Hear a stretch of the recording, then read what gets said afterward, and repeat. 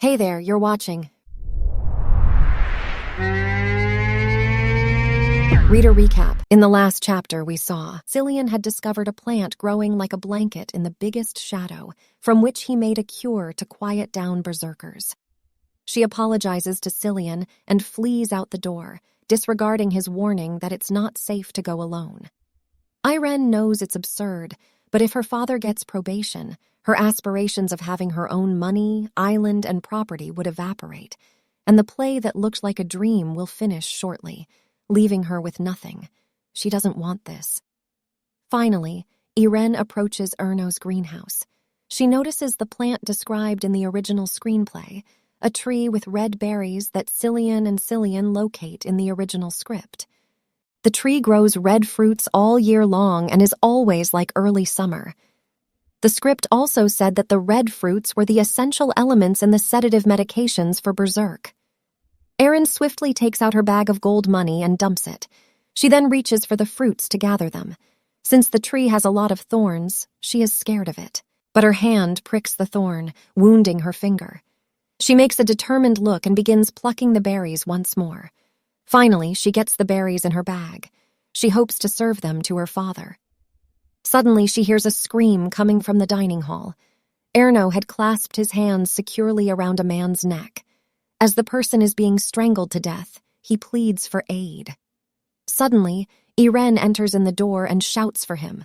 Erno, who had been entirely captivated by the black force, frees the guy and comes towards Irene with a malicious smile. Irene glances at him worriedly as she genuinely wants to help him. She understands how it feels to be neglected at the worst of times. It is the most shabby and dreadful thing to happen. Irene steadily moves towards Erno, determined to help him. Instantly, Callion opens the door and discovers his father attempting to suffocate Irene. But Irene rapidly bites his hand, forcing Erno to jerk back in agony. She then swiftly slips the crimson berries into his mouth. Erno swiftly goes down, and Irene sits on his chest and shuts his mouth hard to stop him from spitting out the fruits. Erno, who is battling below Irene, stops moving and collapses. Irene wonders whether it worked. She picks up more berries from the floor with sad eyes. Angry individuals make her afraid. Suddenly, her hand is halted by Erno's. She glances at him, who has sat up, and calls her. Erno grins at her warmly, to which Irene urges him not to become upset since she is terrified. She embraces him and begs with him again, sobbing. Erno embraces her and assures her he isn't furious at her, and it's okay now. He soothes her down, and Irene's eyes start closing. She stares at her doll, who appears broken with drowsy eyes, and suddenly her eyelids close. Erno recalls his wife's comments. She was pregnant and laying on the bed. She informed him that children are blind because, no matter how afraid they are, they would treat you with unending love as long as you are their parent. Erno informed her that it was a humorous and ridiculous point of view of hers. This made Dahlia upset, and she instructed him to listen to the finish. She stated to him that no matter what crimes he has done, whether ugly or nasty, doesn't he believe people would only see his best side? She stated to him that he would change if he met someone like that. Erno, who was reading a book, tells her that she is an excellent lover without glancing up at her. These makes Dahlia more furious, and she explains that at times like these, a cute daughter is the best as men are weak to cute daughters. Erno advised her that 3 children were plenty. Dahlia patted her pregnant tummy and remarked that this is why she wanted her kid to be a girl, so he would know that there are individuals in the world who you can't help but adore. Therefore, she desired that Erno wouldn't be lonely anymore. Erno recalls of how openly Dahlia talked back then, but she never gave birth to her 3rd baby since she had gone away. In the present, Callion races towards his father and asks whether he is all right. Erno places his finger near to Irene's lips and is relieved that she wasn't seriously harmed. Suddenly, Callion and Erno hear a scream. They turn their gaze towards a door and discover a maid screaming at the sight in front of her. Callion passionately asks, how can she disrespect her father? The maid begins rushing away. Once the berserk begins, there is only one way to stop it. An opponent who is stronger than a berserk creature is forcefully controlled by force. However, The Duke of Morel, or the eldest son who could bring Erno down, were out of town. Hence, no one could stop him, but Irene was unusual. Erno observes the shattered toy he handed Irene. As he held Irene in his arms, he summoned the doll towards him with magic. He recalls how thrilled she looked when she informed him she loved this doll the most. As Erno stares at the shattered doll, he claims that he didn't intend to burn everything down. Cillian, who was peeking at his father from the door, gets seen by his father, who then urges him to come in. Cillian then asks worriedly about Irene. Erno informs him that she was all right, and that since it's all done, he should take it easy. Cillian then asks him hesitatingly how he halted the madman. Callian waves his hand and assures him that he will explain it later. He orders him to get some red berries and bring them to his lab since they appear to be the crucial factor. Cillian urges his brother to wait, but Callian runs away with his father, carrying Irene. Cillian breathes joyfully that nobody has died. Erno and Callian were strolling silently. Callian asks his father whether the fruit saved him from going wild. Erno replies affirmatively. Callian informs him that he has been hunting for the fix all along and finds it weird to discover that Irene knew. Erno discloses to him that Irene has numerous secrets. Callian stops following him and urges him to cease his prank because he feels terrible for her. She has assisted his father, and it wasn't the same as when he made a contract with a person last year. He is interrupted by Erno's irate tone, informing him that it is none of his concern. Callian attempts to explain that she took the risk to rescue him, but Erno stops. Erno coldly instructs him not to make him repeat it again. Cillian freezes in disbelief and frowns. He excuses himself. Irene rests on the bed, asleep while the servants care to her. Erno stands in the corner of the room while he thinks about Callian. He recalls his departed wife as well. He thinks about how Callian took his comments, as he was only fooling around. After a time, Erin opens her eyes and wonders where she is. She instantly sits up, yelling about her wealth. Mylar comes to her and tells that she has finally woken up. She wipes away her tears and tells Irene that she was in a coma for a week and was very afraid. Mylar believed that there was something wrong with her, telling Irene that her heart was pounding so quickly every day.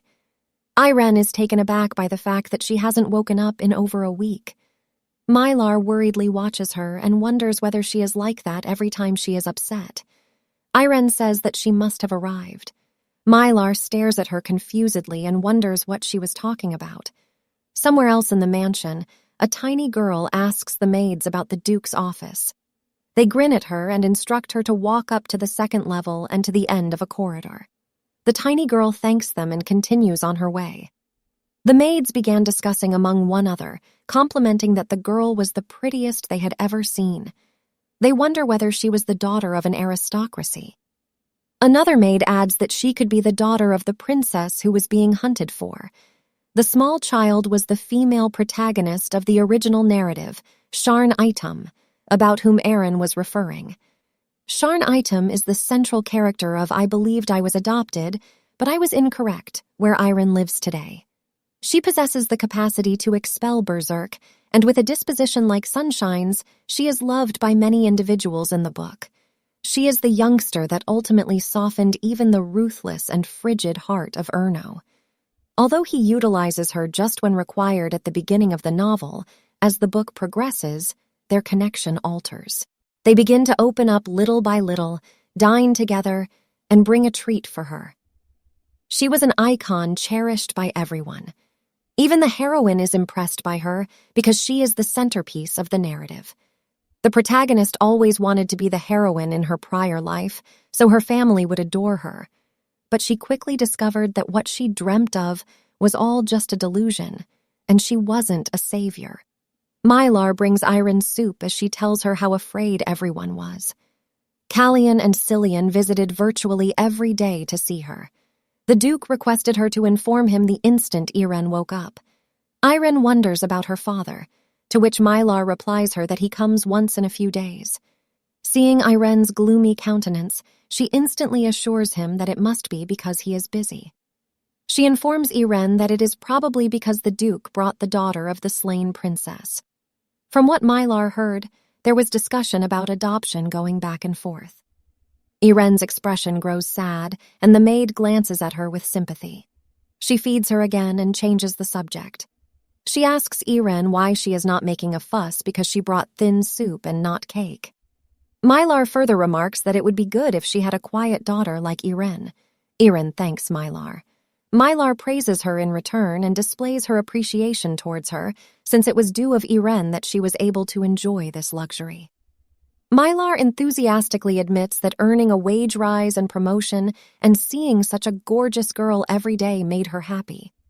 Suddenly, Mylar's grin gets devious, and she explains to Iren that she had to listen to her attentively from now on. This makes Iren puzzled.